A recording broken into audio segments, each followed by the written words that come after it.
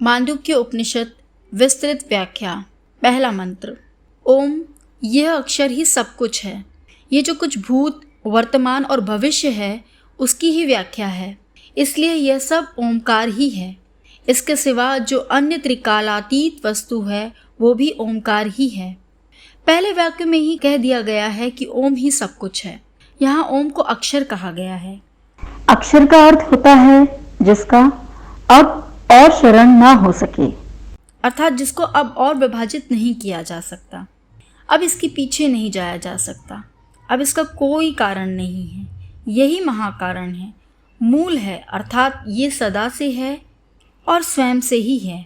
और जिस प्रकार ओम अ से प्रारंभ होकर म पर समाप्त हो जाता है या पूर्ण हो जाता है, अर्थात उसके व्यवहार का एक निश्चित प्रारंभ है और अंत भी, यानी कि निश्चित दायरा है, और इस व्यवहार का निश्चित उद्देश्य भी, अर्थात इस मूल तत्व का या ओम का भी एक निश्चित प्रेम है जो कि इस निश्चित प्रेम में व्यवहारित होता है। अर्थात ये भी प्रारंभ करता है और इसके अंत तक जाता है। इसके भी छोर हैं, इसका भी आकार है, ये कोई निराकार वस्तु नहीं है। इसके भी गुण हैं, ये कोई निर्गुण तत्व नहीं है। वैसे भी आप समझ सकते हैं कि ये आदि तत्व कोई अनिश्चित वस्तु नहीं है, बल्कि ये हर तरह से निश्चितता रखता है। यदि ये निश्चित नहीं होगा तब तो इसको जानना भी असंभव होगा, अर्थात ये हमेशा ही अज्ञेय या अज्ञात बना रहेगा और इसके बारे में कोई कुछ कह नहीं सकेगा। फिर तो जीवन को भी नहीं समझा जा सकेगा, और फिर क्या सही और क्या गलत इसका भी निर्धारण निश्चित रूप से हो नहीं सकेगा। सारा जीवन अनुमान पर ही आधारित रह जाएगा, क्योंकि मूल ही अपने आप में निश्चित नहीं होगा तो फिर शाखाओं के भी निश्चित होने का कोई उपाय नहीं रह जाएगा, और इस प्रकार जीवन ही अनिश्चित प्रकार का हो जाएगा। मतलब क्या सही और क्या गलत कुछ नहीं निर्णय कर सकेंगे, क्या धर्म और क्या अधर्म इसका भी निर्धारण नहीं हो सकेगा। यहाँ ओम के अर्थ केवल किसी ध्वनि से नहीं समझना चाहिए। ओम केवल ध्वनि को ही नहीं कहते हैं, बल्कि इस ओम ध्वनि के उदाहरण से केवल इस आदि तत्व को समझाने का प्रयास किया गया है। जैसे ओम ध्वनि का एक प्रारंभ होता है अ स्वर से, और इसका मध्य होता है ऊ स्वर से, और इसका अंत होता है म व्यंजन से।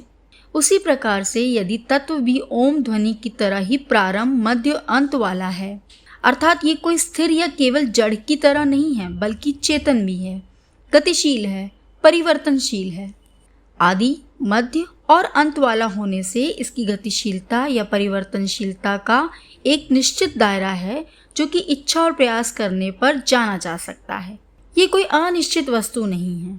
आइए अब इसे परत दर परत जानते हुए आगे बढ़ते हैं।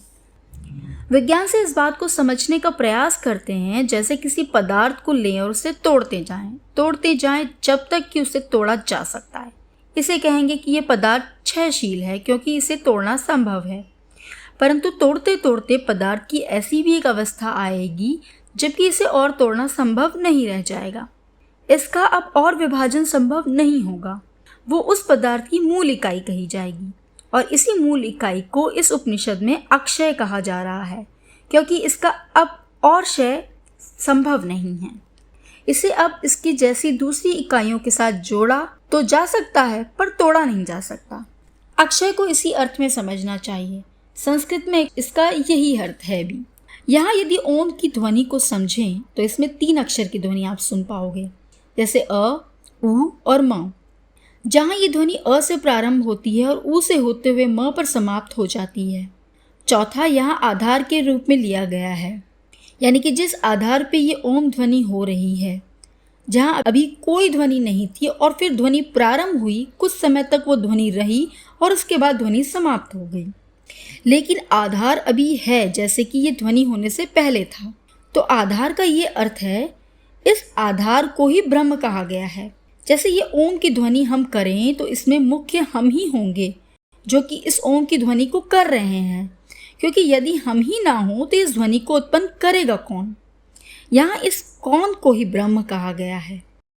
हम इस ओम की ध्वनि के समय भी हो सकते हैं और इसके बिना भी हो सकते हैं। ओम तत्व ओम की ध्वनि के समय भी है और उसके पहले भी था और उसके बाद में भी रहेगा। अर्थात ये सदा से है। हमारा होना इस ध्वनि पर निर्भर नहीं करता, बल्कि इस ध्वनि का होना हम पर निर्भर करता है।